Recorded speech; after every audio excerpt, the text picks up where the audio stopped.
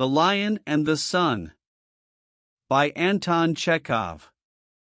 In one of the towns lying on this side of the Urals, a rumor was afloat that a Persian magnate, called Rahathilam, was staying for a few days in the town and putting up at the Japan Hotel.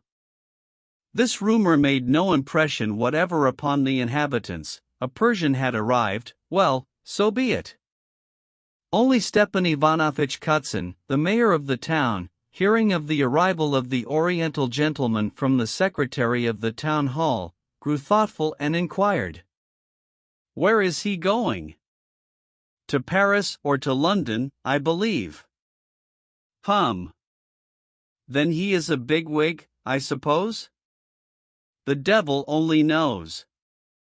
As he went home from the town hall and had his dinner, the mayor sank into thought again, and this time he went on thinking till the evening. The arrival of the distinguished Persian greatly intrigued him. It seemed to him that fate itself had sent him this Rahathilam, and that a favorable opportunity had come at last for realizing his passionate, secretly cherished dream. Kutsin had already 2 medals, and the Stanislav of the 3rd degree, the badge of the Red Cross, and the badge of the Society of Saving from Drowning, and in addition to these he had made himself a little gold gun crossed by a guitar, and this ornament, hung from a buttonhole in his uniform, looked in the distance like something special, and delightfully resembled a badge of distinction. It is well known that the more orders and medals you have the more you want, and the mayor had long been desirous of receiving the Persian Order of the Lion and the Sun. He desired it passionately, madly. He knew very well that there was no need to fight, or to subscribe to an asylum, or to serve on committees to obtain this order. All that was needed was a favorable opportunity. And now it seemed to him that this opportunity had come. At noon on the following day he put on his chain and all his badges of distinction and went to the Japan. Destiny favored him. When he entered the distinguished Persian's apartment, the latter was alone and doing nothing. Rahathilam, an enormous Asiatic, with a long nose like the beak of a snipe, with prominent eyes, and with a fez on his head, was sitting on the floor rummaging in his portmanteau. "I beg you to excuse my disturbing you," began Kutsin, smiling. "I have the honor to introduce myself, the hereditary, honorable citizen and cavalier, Stepan Ivanovich Kutsin, mayor of this town. I regard it as my duty to honor, in the person of your highness, so to say, the representative of a friendly and neighborly state." The Persian turned and muttered something in very bad French, that sounded like tapping a board with a piece of wood. The frontiers of Persia. Kutsin continued the greeting he had previously learned by heart, are in close contact with the borders of our spacious fatherland, and therefore mutual sympathies impel me, so to speak, to express my solidarity with you. The illustrious Persian got up and again muttered something in a wooden tongue. Kutsin, who knew no foreign language, shook his head to show that he did not understand. "Well, how am I to talk to him?" he thought. "It would be a good thing to send for an interpreter at once, but it is a delicate matter. I can't talk before witnesses. The interpreter would be chattering all over the town afterwards." And Kutsin tried to recall the foreign words he had picked up from the newspapers. "I am the mayor of the town," he muttered. "That is the Lord Mayor Municipalace. Vous comprenez?" He wanted to express his social position in words or in gesture, and did not know how. A picture hanging on the wall with an inscription in large letters, "The Town of Venice," helped him out of his difficulties. He pointed with his finger at the town, then at his own head, and in that way obtained, as he imagined, the phrase, "I am the head of the town." The Persian did not understand, but he gave a smile, and said, "Gut, Monsieur, gut." Half an hour later the mayor was slapping the Persian, first on the knee and then on the shoulder, and saying, "Comprenez? Vous?" As Lord Mayor and Municipal Ace, I suggest that you should take a little promenade, comprini? Promenade. Cutson pointed at Venice, and with 2 fingers represented walking legs. Rahathilam, who kept his eyes fixed on his medals, and was apparently guessing that this was the most important person in the town, understood the word promenade and grinned politely. Then they both put on their coats and went out of the room. Downstairs near the door leading to the restaurant of the Japan, Cutson reflected that it would not be amiss to entertain the Persian. He stopped and, indicating the tables, said, "By Russian custom it wouldn't be amiss, puree, entrecôte, champagne and so on, comprini."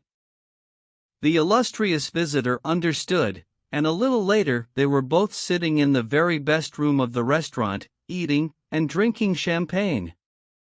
"Let us drink to the prosperity of Persia," said Cutson. "We Russians love the Persians. Though we are of another faith, yet there are common interests, mutual, so to say, sympathies of progress. Asiatic markets. The campaigns of peace, so to say." The illustrious Persian ate and drank with an excellent appetite. He stuck his fork into a slice of smoked sturgeon, and wagging his head, enthusiastically said, "Gut, bien." "You like it," said the mayor, delighted. "Bien, that's capital." And turning to the waiter he said, "Luca, my lad, see that 2 pieces of smoked sturgeon, the best you have, are sent up to His Highness's room." Then the mayor and the Persian magnate went to look at the menagerie. The townspeople saw their Stepan Ivanovitch, flushed with champagne, gay and very well pleased, leading the Persian about the principal streets and the bazaar, showing him the points of interest of the town, and even taking him to the fire tower. Among other things, the townspeople saw him stop near some stone gates with lions on it, and point out to the Persian first the lion, then the sun overhead, and then his own breast. Then again he pointed to the lion and to the sun, while the Persian nodded his head as though in sign of assent, and smiling showed his white teeth. In the evening they were sitting in the London hotel listening to the harp players, and where they spent the night is not known.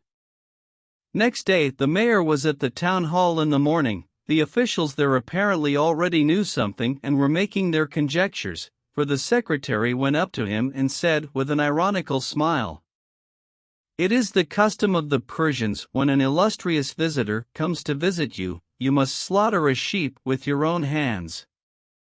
And a little later an envelope that had come by post was handed to him. The mayor tore it open and saw a caricature in it.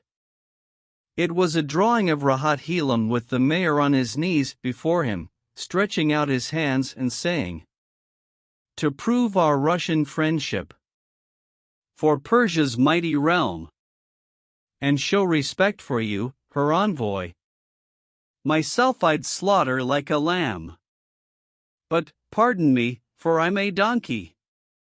The mayor was conscious of an unpleasant feeling like a gnawing in the pit of the stomach, but not for long.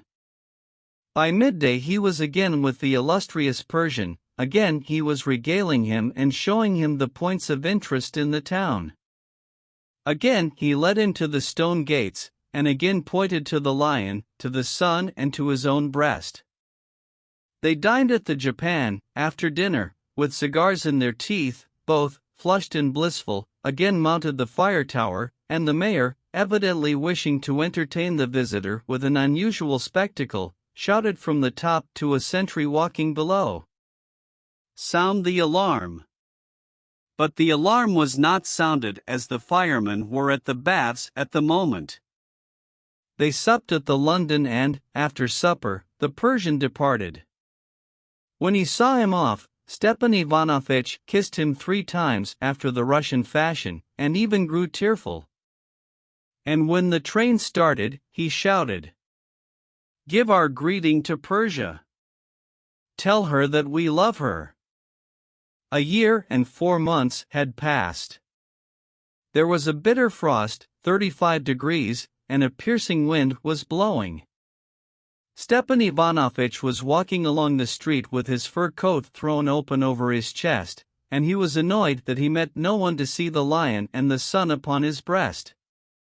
He walked about like this till evening with his fur coat open, was chilled to the bone, and at night tossed from side to side and could not get to sleep. He felt heavy at heart. There was a burning sensation inside him, and his heart throbbed uneasily. He had a longing now to get a Serbian order. It was a painful, passionate longing. The end.